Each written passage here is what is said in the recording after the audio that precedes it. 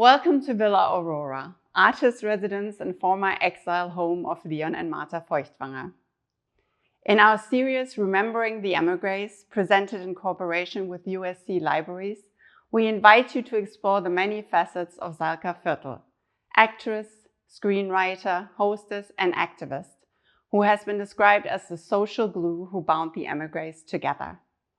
We are very fortunate to have the expert on Salka, Donna Rifkind, read from her book, Susan and Don Starr, Salka Viertel and Hitler's Exiles in the Golden Age of Hollywood. She will discuss her research with Michaela Ullmann of USC's Feuchtwanger Memorial Library and Friedel Schmoranzer, Villa Aurora's head of Fellowship Programs. We will also hear from Salka herself as Nina Franoszek reads from her acclaimed memoir, The Kindness of Strangers. We're very honored that she is a guest in this house once again. Hi, my name is Donna Rifkind, and I'm going to be reading a passage from my book about Salka Viertel. It's called The Sun and Her Stars. I'm going to read a little bit from the middle of the book, just to give an idea of what a special occasion at Salka Viertel's house might have been like. And the section is called Birthday Party. Heinrich Mann's 70th birthday was approaching, and there were many lively arguments among the Los Angeles exiles about how best to commemorate it, in a restaurant or a private home, whom to include and whom to drop from the unwieldy guest list. The day of honor, March 27th, came and went because Heinrich's younger brother Thomas Mann was out of town. He was receiving yet another ceremonial doctorate and giving lectures in Berkeley and would not return until the end of April. Still, the German colony was determined to mark the occasion, even after the fact. Strenuous negotiations continued. In the end, Salka offered her house, and after calling Berthold in New York to get his assent, and in the end, on the Friday evening of May 2nd, 1941, her house was where the party took place. We don't know why the community chose Mabery Road over a tonier address, Liesel Franck's or Charlotte Dieterle's, for instance, but it was probably the least contentious choice among the colony's discordant factions. For his part, Heinrich Mann was alarmed by all the fuss. "I'd rather you didn't speak about my birthday," he had written to Thomas in February. The number, meanwhile, is too high to be mentioned, especially for a writer for whose job the younger natives are waiting.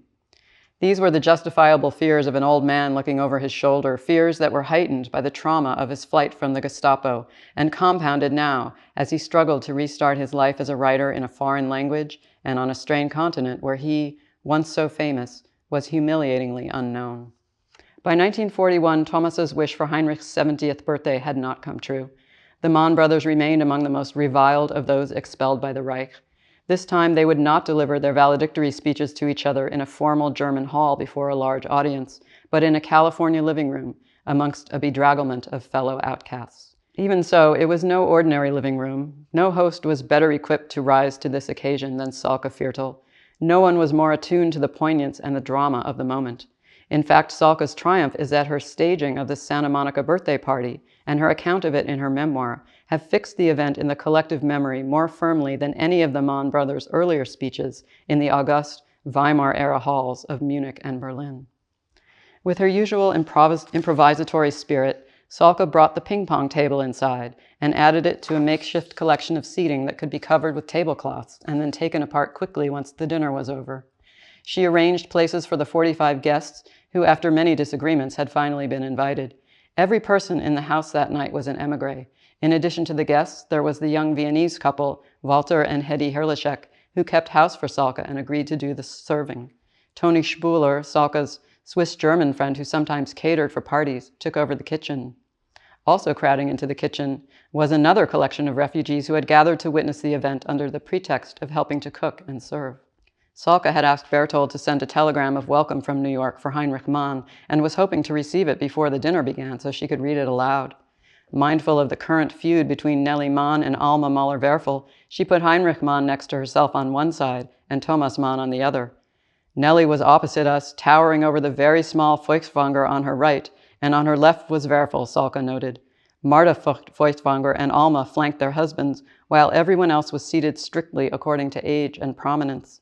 These included the Alfred Polgars, Alfred Neumann, the Alfred Doblins, Walter Mehring, Ludwig Marcuse, and Bruno and Liesel Franck. All of them, Salka noted, represented the true fatherland to which, in spite of Hitler, they adhered, as they adhered to the German language. Walter and Hetty served the soup. Berthold's telegram had not yet arrived, so Salka made a short toast to Heinrich. As she motioned for Walter to begin serving the next course, he alerted her to Thomas Mann, who was rising from his chair and pulling out a manuscript from the inside pocket of his tuxedo jacket. Thomas put on his glasses and began to speak. Writing about the moment years later, Salka admitted that she no longer remembered exactly what Thomas Mann had said, but she went on, "It gave one some hope and comfort at a time when the lights of freedom seemed extinguished in Europe, and everything we had loved and valued buried in ruins. At the open door to the pantry, the back entrance guests were listening, crowding each other and wiping their tears." In fact, Mann's birthday speech, which was eventually published, was a thundering denunciation of Hitler's Reich, a shout of rage against its death cult, its vacuous ideology, its desecration of language, its exaltation of ignorance, its gleeful erasure of Germany's long-treasured humanist canon. As Heinrich had remarked years earlier that Goethe, were he alive that day, would join them in exile, on this evening Thomas made the same claim about Nietzsche, asking, who doubts that he would turn over in his grave if he found out down there what had been made of his philosophy of power? He who already under the Kaiserreich lived as an émigré, where would he be today? He would be with us in America. Thomas offered thanks that Heinrich had managed to reach America safely, that in the last second we succeeded in opening the way for you to join us just before poor, broken France, a nation estranged from itself, was forced by those vile torturers to fulfill its monstrous obligations. He recalled how Heinrich's literary sensibility had developed through his love of French culture and acknowledged how here, in this young land, you necessarily feel yourself to be foreign. But ultimately, what is the meaning of foreign, the meaning of homeland? Lübeck on the Trave we left in any case long ago. When the homeland becomes foreign, the foreign becomes the homeland. How deeply that formulation must have pierced everyone in Salka's house on that gentle California evening as the sun floated downward toward the horizon and the sea exhaled its steady, soothing breaths over the shoreline. Salka gathered her emotions and tried once again to proceed to the main course, an expensive roast of beef.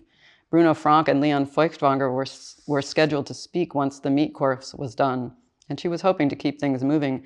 But no sooner had the guests toasted Heinrich's health than Heinrich himself also rose, put on his glasses, and produced a manuscript. As Thomas had spoken of Nietzsche, Heinrich now brought up Shakespeare, declaring that if the bard happened to return to earth in these times, the enemy would have to die of shame. Echoing Thomas's defiance, Heinrich noted that all intellectual talent, even if lesser than Shakespeare's, is justified in concluding from ancient experience, as long as the forces of destruction are active, so long do we persist in our efforts. We have often survived the late after effects of the destructive and the ignorant. With the prerogative of his advanced years, he took the long view and vowed that good would outlive evil. We must preserve the hope of growing older than virulent hatred. Moral centuries follow centuries of barbarism. Heinrich thanked Thomas for his tribute and verified the strength of their bond, noting dryly that the bullets that come flying are aimed at both of us. Acknowledging his younger brother's superior reputation, he said, "Our life and our thinking have always remained fraternal, and it is not only my birth, but my heart and knowledge that justify the pride I take in your greatness, your fame, as if it were a piece of myself." He concluded with the only other word of thanks in either of the brothers' speeches that was directed towards someone outside their circle of two. "I rendered honor where it was due," he said, "and offer it today to our dear hostess. This glass is for Frau Salka Viertel." When the homeland becomes foreign, the foreign becomes the homeland. While the Dichterfürsten had undertaken to carry their forebears Goethe and Nietzsche with them into exile, Salka had dedicated herself to housing them on alien soil. Understanding that this house was in many ways all that remained of their homeland, Heinrich honored the fact by raising his glass to Salka, and Salka, in wordless acknowledgement, went on with hosting the evening. The beef was grievously overdone, but nobody cared. The remaining speeches were short. Before dessert was served, Martha Feuchtwanger offered an impromptu toast to Nellie Mann, applauding her for saving Heinrich's life by carrying him over the Pyrenees. Nellie responded with several waves of embarrassment, first hiding her face in her hands, then erupting with laughter as she pointed to the bodice of her red dress. Somehow it had come undone, exposing her ample décolletage, barely contained within a lacy bra. After this little tableau, because after all it was a birthday party, there was a cake. It was Salka's own recipe, a simple flourless cake, a brisk mix of butter, sugar, eggs, and chocolate. Some called it a soccer tort, although this is not exactly right. Salka called it her speciality of the house. But for her family and friends, it was more than that. Just as her house was a representation of all the lost houses, for a great many people, her cake also had symbolic powers. If anyone else had baked it, it would not have been the same. Its secret was that Salka somehow imbued it with her own spirit. Adam Shaw, Irwin Shaw's son, remembers many boyhood afternoons he spent devouring the cake after hockey practice in Salka's tiny kitchen in Klosters, Switzerland in the 1960s. Perhaps one had to live her life to make it, he said, the density of it, the hint of bitterness buried in the rich, moist, slightly undercooked core. Thank you so much, Donna, for joining us here at Villa Aurora today to talk about Salka Viertel and about your book. It's always so lovely to be at the Villa. Thank you so much for inviting me. I was wondering, you have a career as a book critic. What inspired you to write about Salka, and when did you hear about Salka first? Well, it's true. I have been a book reviewer for many years, and I never thought that I myself would write a book. But I had moved away from my hometown of Los Angeles for many years, and when I came back, I became interested in learning the history of Los Angeles that I had never been taught in school. In school, any local history we learned was only really about the Spanish missions, which frankly, I was not that interested in. So when I came back to LA, I went to the public library, and some people had recommended some books for me to start learning about Los Angeles history, and somebody recommended a memoir by a woman I'd never heard of named Salka Viertel, and it was called The Kindness of Strangers. It had been out of print for many, many, many years. But the library, of course, because it's a wonderful library, had several copies of it. So I read this memoir, and I, like many people who read it, fell completely in love with the author. She was an incredibly magnetic personality and a very good writer, and had lived a very complex and large life that much of which took place in Los Angeles in a time that I knew nothing about, during a period where really the Los Angeles was as crowded with artists as the Renaissance time. It was a sort of harmonic convergence of superstar European intellectuals who found themselves in this environment suddenly, not really by their choice, but here they were. And it was Salka Viertel who was what you might think of as the glue that kept this community together. So once I finished her memoir, I thought, you know, I really need to know more about this person. But there wasn't that much more to be found in books by many of her more famous friends. If you looked at, you know, memoirs by Charlie Chaplin or Thomas Mann or Arnold Schoenberg or any of them, they mention her sort of obliquely or a little, you know, they might hint at her, but there was no sort of definitive book about her. So I started digging myself, and it turned into 9 years of a project which opened so many doors, so many doors. Wow, yeah, thank you for being with us today, Donna. And maybe you can briefly describe the different stations of Salka Viertel's life to us. Sure. As I say, it was a very large life, but I'll try to be brief. So she was born in 1889 in a little town on the fringes of the Austro-Hungarian Empire, which was called Sombor. It was in an area called Galicia at the time. And she was born into a family that was artistic and quite well off. Her father was a lawyer. He was also the mayor of the town. He was the town's first and only Jewish mayor. So her mother had wanted to be an opera singer, and she was disappointed in that aspiration. So she settled for life, you know, very comfortable sort of country life.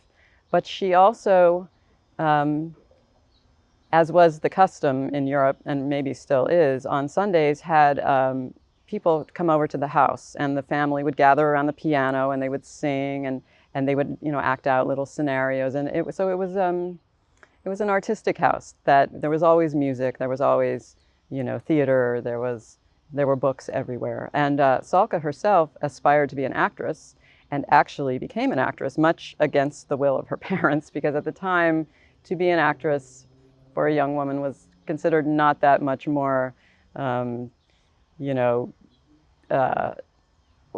it wasn't a sort of wholesome profession. But she was determined, and she ended up becoming quite successful as an actress throughout Europe. She worked for Max Reinhardt, who had many, many theaters throughout the European capitals, and she had starring roles in Munich and in Vienna and in Berlin and in Dusseldorf, all around Europe. She was quite successful. And that's when she met her husband, Bertold, who in Vienna when she was doing a play. And he was a poet and a novelist and a director. And they got married in 1918.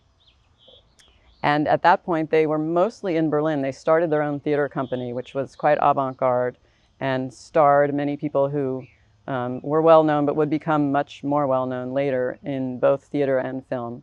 And the company, because of the sort of vertiginous times in Weimar, Berlin at the time, struggled financially. And at a certain point, they went bankrupt because of the hyperinflation. So at that point, fortuitously, Bertold got an offer from Joseph Fox from the Fox Film Corporation in Hollywood to come to be the writer for the films of F.W. Murnau, who had moved to Hollywood and was having quite some success here.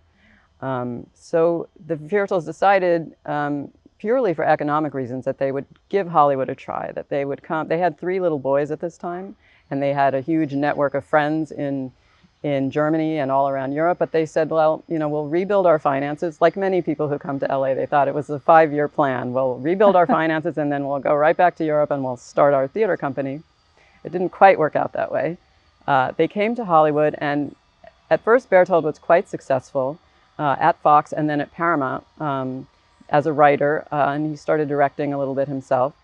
But he, like many of the sort of brilliant European minds that Hollywood sort of trophy hunted and brought to Hollywood, didn't quite fit into the studio system. He had an ego, like many directors, and he would argue a lot. And in the studio system that was just developing then, that wasn't considered someone who would be easy to work with. On the other hand, Salka, who realized that her acting career was now over, she was now 40, and then as now, there were not great roles for women at that age. She decided to try her hand at screenwriting. She had met the actress Greta Garbo at a party, and they had become instant friends. And it was Garbo who suggested, why don't you try writing? And so Salka developed a screenplay for Greta Garbo based on the life of the 17th century Queen Christina of Sweden. And it got made in 1933 and was a big hit. And from then on, Salka wrote 5 other movies for Greta Garbo and then another one at Warner Brothers, and had quite a successful film career from the early 30s to the late 1940s. At that time, it was after the war, and the House Un-American Activities was starting to investigate people they considered politically unsavory. And although Salka herself was not blacklisted, it was becoming harder and harder for her to get work in Hollywood. So at that point, she was forced to sell her beautiful house in Santa Monica that had become the home, the sort of provisional home for many refugees who had come to escape Hitler during the war, before the war. She sold her home. She ended up moving to Switzerland, where she spent the last sort of quarter century of her life and wrote this fantastic memoir about her experiences. Salka and Bertold Viertel had just arrived in Los Angeles. The afternoon was gray and chilly, a mist hanging over Santa Monica. We drove along Pico Boulevard, a long straight highway leading to the ocean. Again, we saw shabby bungalows, occasional palm trees, gasoline stations, nurseries, markets, and endless lots for sale. Then the highway rose to a hilltop, and we could see a bright, silvery glimmer, which changed into a white strip of an iridescent mother-of-pearl hue. We passed a lovely cemetery, shaded by trees like those in the old country. It was called Woodland. Turning right, we stopped in front of a rambling hotel surrounded by an old, beautiful garden with enormous gum trees, sycamores, and cypresses. Having crossed the street and the well-kept lawn of an esplanade, Shaded by eucalyptus trees and tall palm trees, we found ourselves on the rim of a cliff. Below was a highway with automobiles flitting by. Beach houses and clubs turned their back to the road, and the glassed in-front porches faced the ocean. To our right was the little bay of Santa Monica Canyon, surrounded by hills covered with shrubs, trees, and scattered houses. On our left was a pier whose wooden pillars reached far out into the ocean. We drove to its entrance, a gaudy yellow building with a tower-like superstructure harbored a merry-go-round. It had the most magnificent fierce horses, carved in wood and painted by a real artist. They looked like the steeds on the monuments of great generals. The loud orchestrion was playing old-fashioned music. At each end of the long pier were fish markets. Between them, ice cream stalls and little shops, renting fishing rods and sailing bait, dusty abalone shells, starfish, coral beads, and chewing gum. And a shack where a Filipino lady in a sequin costume was telling fortunes. Men and women in sun-bleached jeans and of all ages were fishing from the pier. Boats were tied up below, and one could go sailing outside the little bay. Everything was so lovely and peaceful. The people on the pier, the merry-go-round, and the swaying boats. I begged Berthold, let us live in Santa Monica. When Berthold mentioned this in the studio, people were horrified. Santa Monica! Everybody who lived there became rheumatic, had chronic bronchitis and gout. Then why would all the rich people have houses there, I argued. I was told that those houses were air-conditioned and soundproofed. The owners had the means to protect themselves from the ocean air and the pounding surf. Only Hermann Bink's objection made some sense. Living in Santa Monica, Berthold would have to get up half an hour earlier to be on time in the studio. My vision of the mad daily rush made me resign myself to a house in Hollywood. Donna, your book is excellently researched, and you mentioned before there wasn't that much written about Salka Viertel before your book, about her life, and I think you also discovered many more aspects of her life that hadn't been discovered before. Can you talk us a little bit through your research process?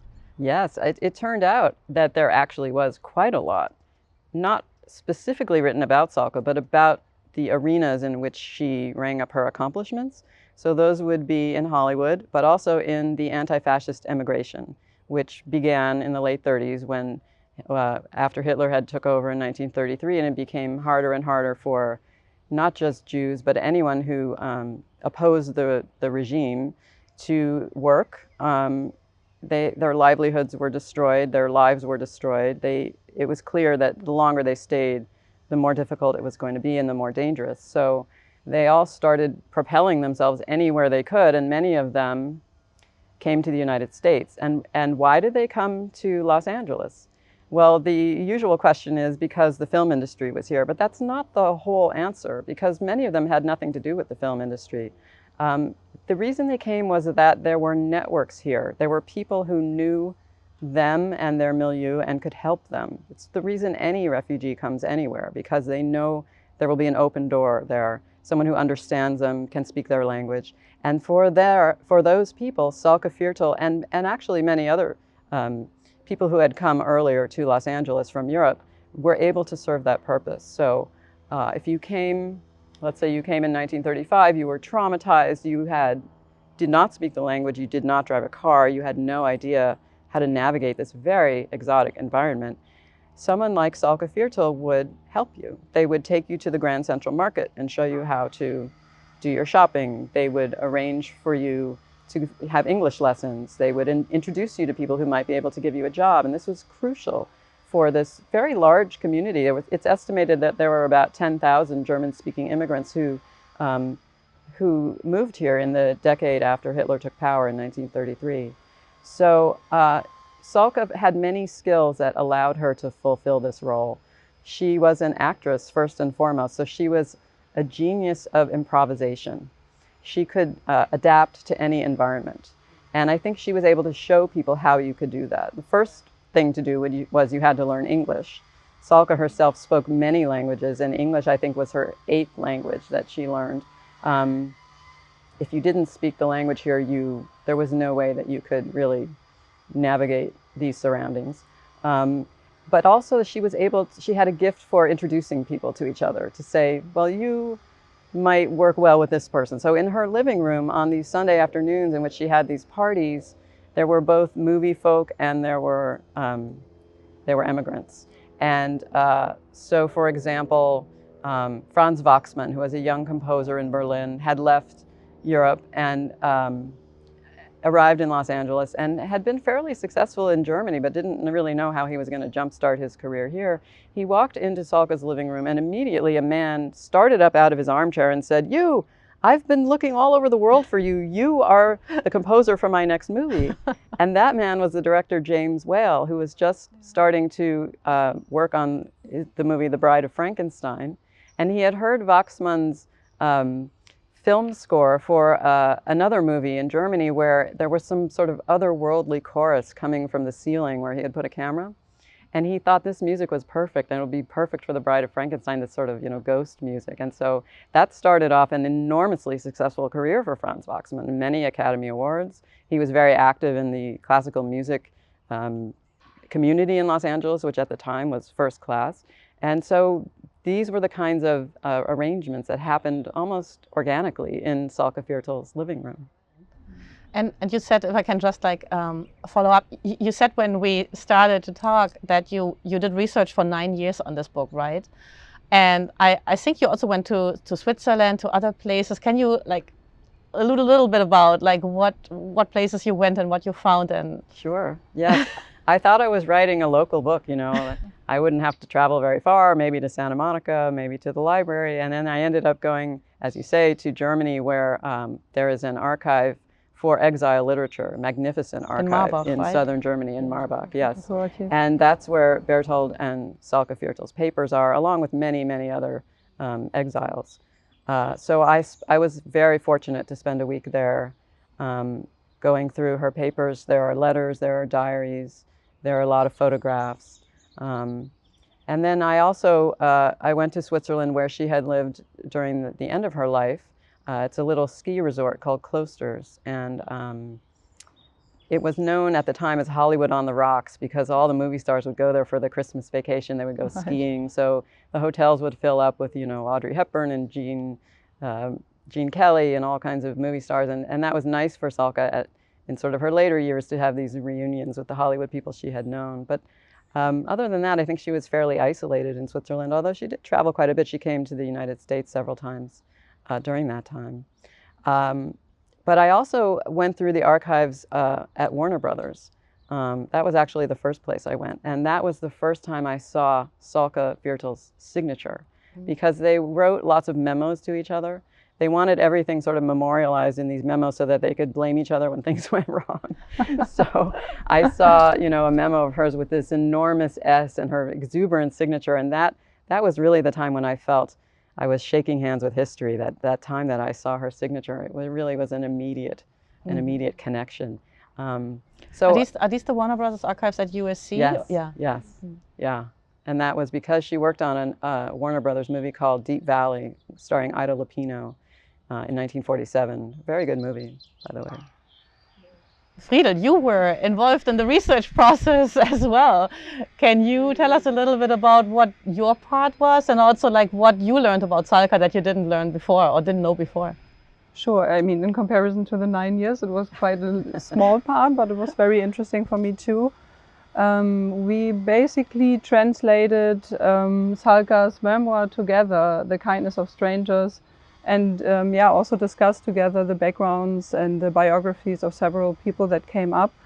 And what right away struck me was actually the title of the book, because I think also on a personal level, but also in connection to the other immigrants, that is something that you can right away feel, that when you arrive in a new place, when you come to a new country, it helps so much when you meet other people that exactly open the doors for you, give you connections, also make you feel welcome. Yeah,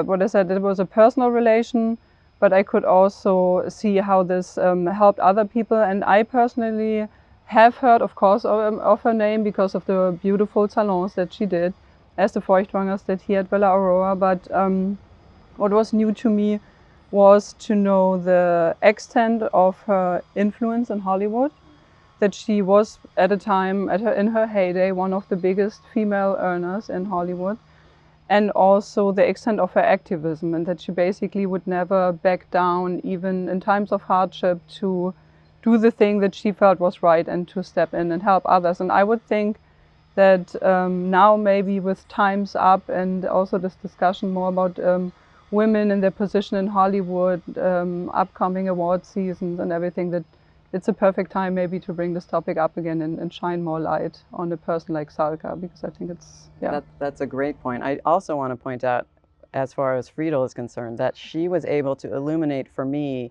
how literary these people were. When we were looking at letters and she was able to translate for me just the world-class ability to communicate that they had. I think that I'm not sure we're going to see the likes of this generation again, because they are the most poetic letters, even though they might be describing something truly horrific, you know, that whatever was going on in Europe, or whatever their fears were.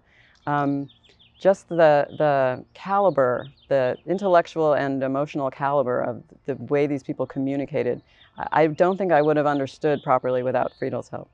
Thank you. I'm glad I could provide this maybe. And yeah, talking about Hollywood and the influence, Salka was actually managing to, yeah, very quickly have a door into Hollywood and work with Greta Garbo. As you said, they met at a party. Why do you think that Salka was able to adapt so quickly and was also able to really use her position and basically, what I said, broaden her spectrum, widen her influence in comparison to many others who struggled so much arriving here?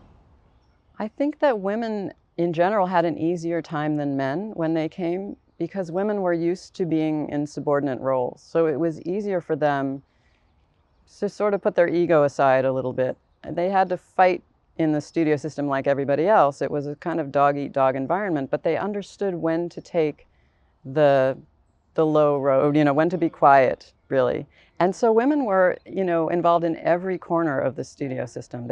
It was actually wonderful time for women working in Hollywood. They were editors, they were, you know, there were women in the commissary, and there were women who tutored the child stars. There were many, many women writers.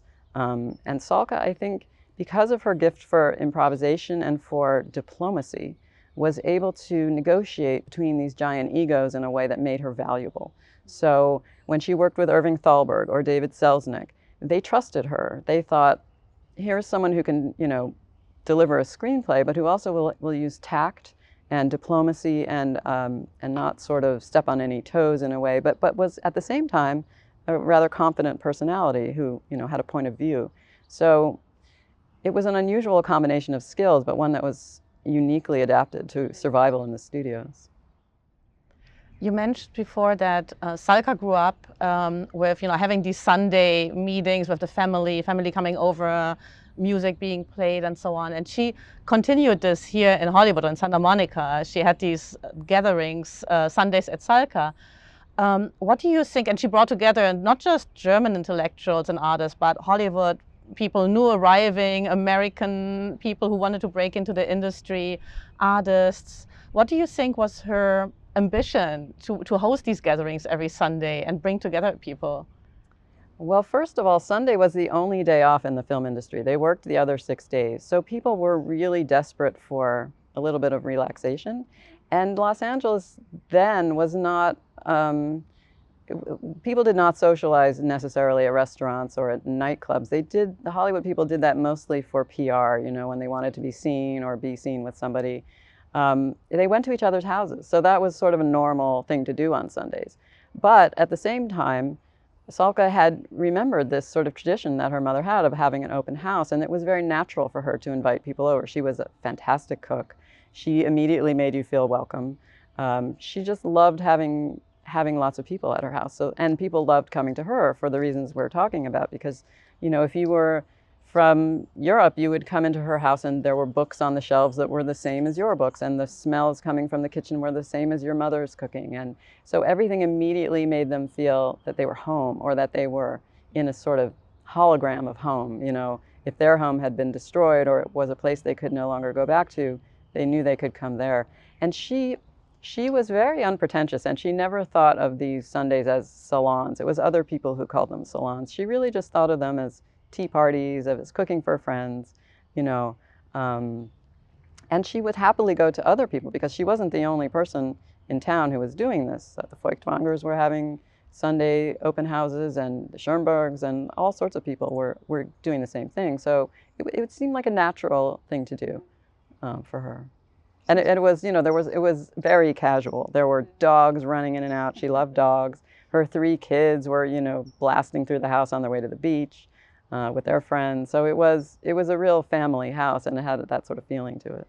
The German colony was divided into several groups, but Thomas Mann remained the representative, towering literary figure, his influence reaching as far as Washington, D.C.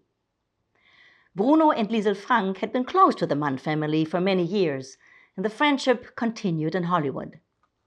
The Feuchtwangers, Franz and Alma Werfel, the Bruno Walters and Liesel Frank's famous mother, the musical comedy star Fritzi Masari, belonged to the circle, also the Dieterles. Then there was a devoted, admiring group around Fritz Kortner. The Polgers, who did not belong to any group, spent their Sundays on Mabery Road. Max Reinhardt and Helene Timmick were preoccupied with the workshop and the planning and preparing of its productions. They entertained rarely, but these occasions were usually exceptionally pleasant. One evening, I was invited with Sam Berman, Franz Werfel and Alma, Mr. and Mrs. Erich Korngold, and Gottfried. The Strawinskys came later, missing a marvelous dinner. They had never met Alma before.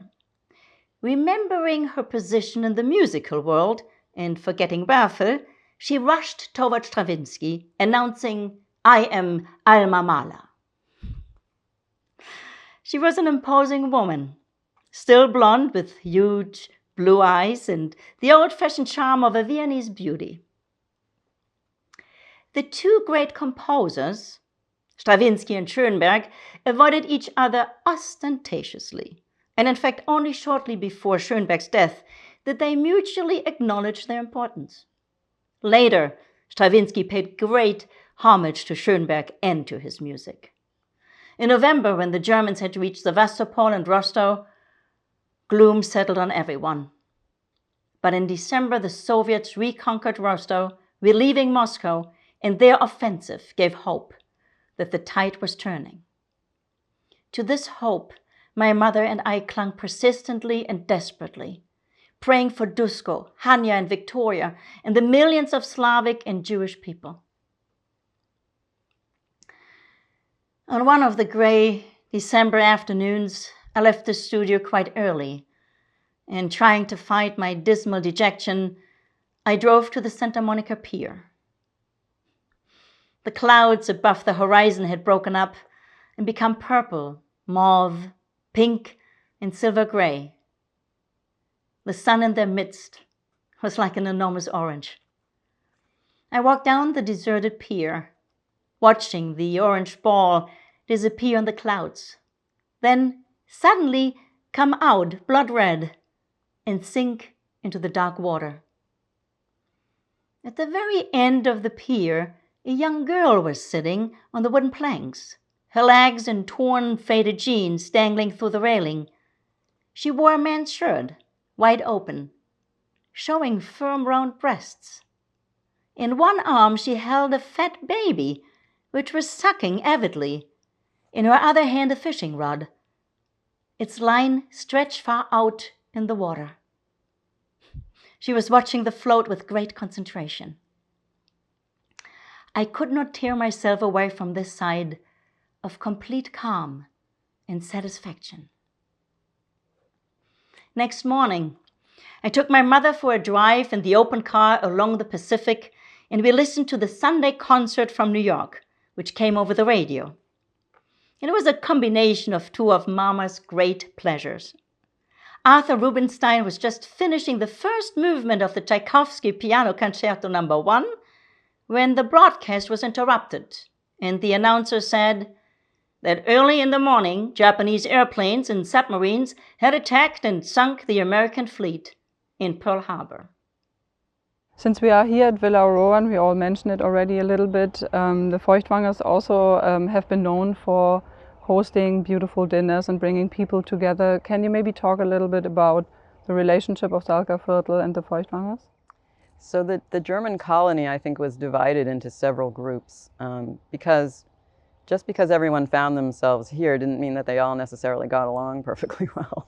And the Feuchtwangers were in the group that included Thomas Mann and Bertolt Brecht and a few other people. There were and so Salka was friends with all of these, was quite good friends with all of them. And it was with the Feuchtwangers, I believe, they were good friends, but they had slightly formal relations. They called each other Mr. and Mrs. I don't think that they were necessarily very German. Yes, it was. They weren't intimate in the way that Californians would be, but they were present at each other's very important events. When Salka's mother died here in 1953, they were at her funeral. So I think that they would have considered themselves very close friends.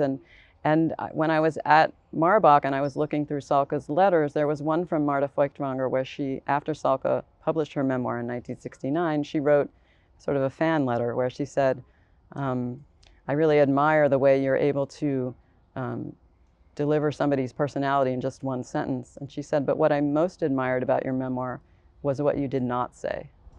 Wonderful. You already answered a question that I was going to ask because yeah, one can only imagine with all of these contacts, with all of these parties and professional, that Salka must have known a lot of stories. And I wanted to ask you if she was a good keeper of secrets or if she engaged in any gossip.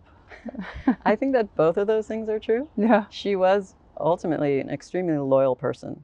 And her relationship with Garbo was one of steadfast, ironclad loyalty, where she would do anything she needed to do to protect Greta Garbo. That was one of her major roles at the studio.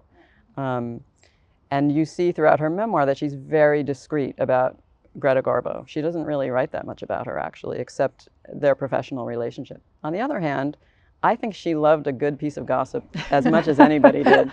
And I'm sure at those Sundays, if we had a microphone, we would have heard lots of juicy stories. Too bad we don't have any audio recordings.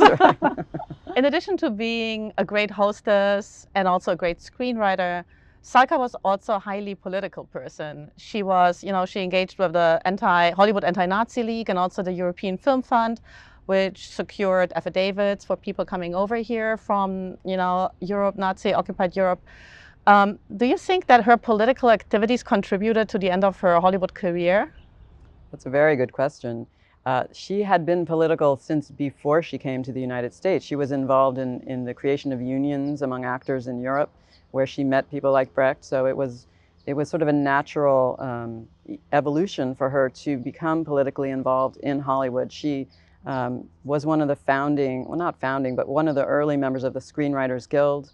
As you say, she was very deeply involved in the European Film Fund and in the Hollywood Anti-Nazi League. Really, the word activist had not really been invented then, but that's exactly the right word for her. She had a very strong moral compass, and she was determined, as in every aspect of her life, to help as many people as she could through her political activities. At the end of her Hollywood career, it was harder and harder for her to find work, and I think it was politically motivated, not because she herself was considered a communist, because there was no proof of that anywhere, although she did have a quite robust FBI file, as did her husband. But I think the fact that she had so many left-leaning friends made her an object of suspicion and made her house an object of suspicion. There was surveillance of her house. Her phones were tapped. It was becoming harder and harder for her to function. And I think, as many people did, they sort of felt that the headwinds of fascism were following them from Europe to Los Angeles, and they imagined that the same thing could happen all over again. And because they had been traumatized originally, it was natural to assume that, you know, they might feel that way again. So many of them, as soon as the war was over, went back to Europe, almost all of them.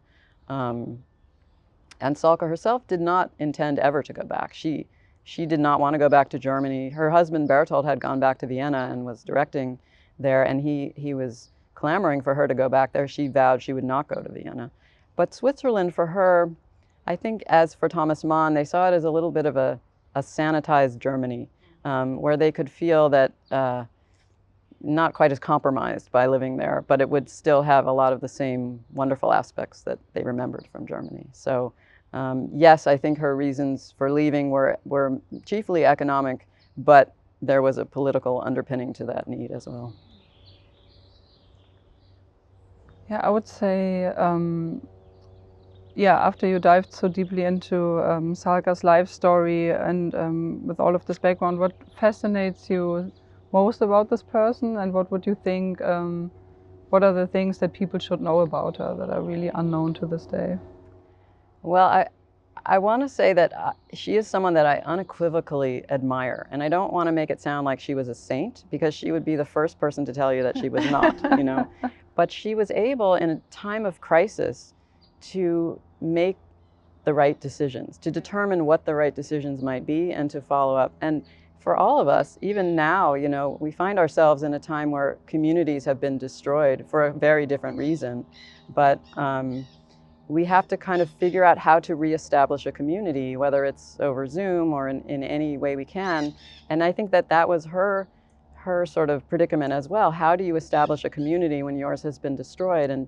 And so for me, I just admire the way her nimbleness and her readiness to adapt in a foreign environment to create a community for people purely out of, you know, altruism, not for herself so much, but to help other people. And when she named her memoir The Kindness of Strangers, she was really talking about how people had been kind to her. But we all see it now as the fact that it was her kindness and her compassion that kept this community together. So very inspirational for our times now. Yeah. I feel that. For me, yes. And all throughout the writing of this book, when I was seeing, again, the seeds of fascism, you know, whether they would bloom or not, we didn't know, but I was recognizing them and trying to imagine how, if things went the way they did in Germany, how we would make decisions, you know, make the best decisions. And so it was extremely helpful during those 9 years. The blackouts made Paris fantastically beautiful. With Alfred and Liesel Polger, I walked through the Palais Royal, flooded by moonlight. We were overcome by a great nostalgia for the good old days when Paris was la cité lumière and when no Messerschmitts could drop bombs on her. Alfred and Liesel were certain that Hitler would attack Poland. I refused to believe it. My American passport made me feel guilty because my heartless adopted country refused entrance to the oppressed, persecuted, and poor. It was difficult to part with Europe at that moment, but MGM had great influence and got me a cabin on the Ile-de-France, sailing from Le Havre on September 1st. I went to say goodbye to the Achards at their country place. The news on the radio was getting worse. Marcel drove me back to Blois, where I had to take the train to Paris. We arrived too early and had a drink in a little sidewalk cafe. On the other side of the street was a bakery. A lorry had driven up, and soldiers were loading it with loaves of freshly baked bread. There were young recruits, morose, silent, and subdued. Marcel and I looked at their boyish faces. and had the same horrible thoughts. The Plaza Athénée was deserted. The maids gathered in my room to discuss the worsening situation. They knew that I had intended to go to Poland to see my mother, and now, leaning on brooms or vacuum cleaners or sitting on the floor, they showed their sympathy. Our talks ended in tears and embraces. On my last evening, I had dinner with the Polgars. Then we went to the Deux Magots. There were the usual intertwined couples on the boulevard and the refugees who now spoke in whispers. Those I knew approached our table, and again I wrote down addresses and promised help. The train to Le Havre left early. I was exhausted, that I slept until we arrived. Crowds were pressing toward the towering Ile-de-France. With the help of a kindly old porter, I fought my way through to my cabin, which was a far cry from the one I had had on the Normandie. I wanted to send a telegram to my mother and went to the radio room on the upper deck. The operator stood outside and said that as long as we were in port, he could not send any messages, that I had plenty of time to do it from the pier. I ran down the gangplank, found the telegraph office, but as I was writing the address, the clerk stopped me. Pologne? Les Allemands sont en Pologne, madame, c'est la guerre. It took me quite a while to pull myself together. Then I went back to my cabin. It was a blessing that we had not gone to Warsaw. I reread Mama's last letter. Even if the war breaks out, it will bypass Zambor. It's too unimportant. The steward came and found me in tears. It was better to go on deck. Hours went by. We were still moored at the pier. The air was hot and oppressive. I caught sight of Gina Kaus, the novelist, whom I had known in Berlin and seen recently in Paris. She, her 2 sons, and her husband, Dr. Frischauer, were emigrating to America. What are we waiting for? Her voice kept asking anxiously. Rumors were spreading that if France declares war, the ship would not sail. Night came. Tiny blue lamps indicating stairs and companionways were the only lights on. 2 American ladies were loudly discussing the Salzburg festival. I went back to my cabin and waited in vain for the sound of the anchor being weighed. Early in the morning, we were called for lifeboat drill. I put on my life jacket and went to my assigned place where a large group had gathered. I was welcomed by Gregor Piatigorsky, the cello virtuoso, who, with his wife and small child, was returning to California. In the same lifeboat would be Nathan Milstein, the famous violinist, and his American wife. The conversation around us varied on the theme, would France and England go to war, or would the appeasers prevail? The drill was over, but the Ile-de-France remained motionless, her decks crowded with restless human beings, tortured by fear and uncertainty. At last, at 10 at night, the siren was blown hoarsely. The anchor weighed and the ship began to pull out. A bulletin was issued saying only that Poland was defending herself heroically, nothing about her allies. Everyone remained on deck to wait for the English newspapers, which would be brought aboard in Southampton. The crew began converting the library and the main drawing room into sleeping quarters for the additional passengers we were to pick up. 400 were expected, American students leaving Europe in a hurry. At 3 in the morning, the Ile-de-France anchored offshore, and we could see faint lights.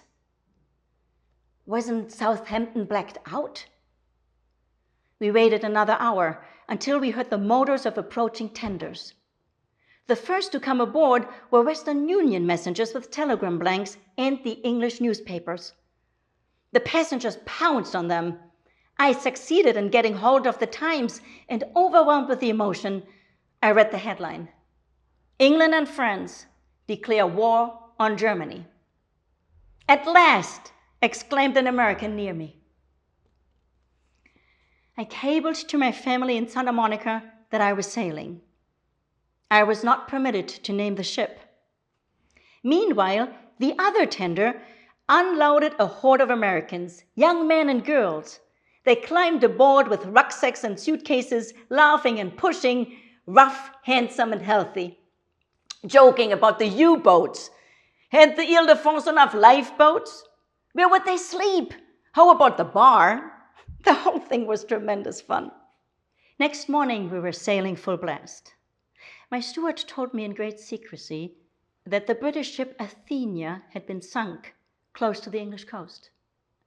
Later back home, I heard how terribly worried they all had been because they thought I was on her. Ernst Lubitsch's 10-month-old daughter Nicola was aboard, but was saved by her nurse. At night on the dark ship, people remained in their deck chairs, afraid to sleep in their cabins. The crew was grim and unfriendly. Why should France fight because of Poland? We zigzagged for 8 days on the North Atlantic, until one evening, the lights on the Ile-de-France lit up brightly. We were in American waters. We hear quite a lot about the German-speaking exiles in Los Angeles, but when we hear about them, we mostly hear about the men. You know, Thomas Mann, Leon Feuchtwanger, Hans Eisler, Heinrich Mann. But we don't really hear that much about the women. You know, like Salka Viertel, like Lou Eisler, Martha Feuchtwanger, Charlotte Dieterle, who was, you know, instrumental for the European Film Fund. Why do you think that is, that we don't hear about the women? Well, I don't want to take anything away from the men because these were stupendously amazing personalities. These were the greatest writers and musicians of the time, and much of their work still seems radical today. And so they were properly written about quite a bit. But as you say, the women did not have such clearly defined roles. As women often do, they worked under the radar. So for Charlotte Dieterle, for example, she was the driving force of the European Film Fund, along with Liesl Frank, who was another Hollywood wife at the time. And they were the ones, although it was the men who got the credit, you know, the sort of high-profile men, Paul Kohner and Ernst Lubitsch, they had their names attached to the European Film Fund for publicity reasons. It was those two women who did all of the work. And this was mountains of paperwork that was necessary to get these affidavits for people to come out of Europe. And it was Salka who was going to the studio heads and begging them for affidavits so that they could get certain people out. And they were successful. They had Heinrich Mann, who was Thomas Mann's brother, who was, if anything, a more popular novelist in Germany than his brother, was not known here at all. But they were able to get an affidavit so that he could have a year-long contract at Warner Brothers. And he had nothing to do with the movies. He knew nothing about it. But the fact that he could prove that he had employment with a movie studio was what got him out of Europe. So this happened for many people. And it was Charlotte Dieterle and Liesl Frank who made that possible. But a lot of their activity was illegal. So they didn't want to have a paper trail. So a lot of it was not documented. And that may be one reason why we don't know their names. But I also think that men are just louder and write the books and tell the stories. And for many years, that was the way it was. But, you know, if you read a book like Jean-Michel Palmier, who wrote the sort of classic book about the anti-fascist immigration in Weimar and Exile, you would never imagine that women were involved in this at all. He only talks about the men. You would have no idea that it was Martha Feuchtwanger who packed up many of Leon Feuchtwanger's libraries in order for him to be able to emigrate. Or, you know, she orchestrated an escape for him from a concentration camp. And if she first freed herself to then help rescue him. Exactly. Those stories are not in that book. Right. Or Erika Mann, who rescued Thomas Mann's manuscripts from Munich, from his house when it was under Nazi surveillance. I mean, it's incredibly brave things that they did. But I think it's changing. I think now people are more interested. I mean, this was half the population of this community, and it seems so ridiculous to not tell their stories or to think that their stories aren't worth telling, because more and more people are recognizing that they are. Hopefully. Hopefully. So yeah, do you want to tell us a little bit about what you are currently working on? Oh, I wish I could talk about it. I am involved in a new project, but it's a little bit early to describe it. I can say, though, that it is a little bit of a logical next step from my earlier work about the marriage of Salka and Bertold Viertel. They had a very unconventional marriage. But it was a very successful marriage in many ways. Although by American standards, it would be considered somewhat curious, I think. So my next book is going to be about another marriage that is a little bit along those lines. Now I'm really curious. Yeah. Well, thank you so much for taking... Both of you. Yeah, thank you so much for taking the time, and hopefully people will read your book and also read Salka's memoir to learn more about a very important... I want to mention that Salka's memoir has been reissued by New York Review Classics, so it is available in paperback, as it had not been for many, many years. So that is absolutely the right place to start, and then my book fills in a lot of the things that Salka might have been a little too discreet to talk about. Thank you so much. Thank you. It's a pleasure to talk to both of you.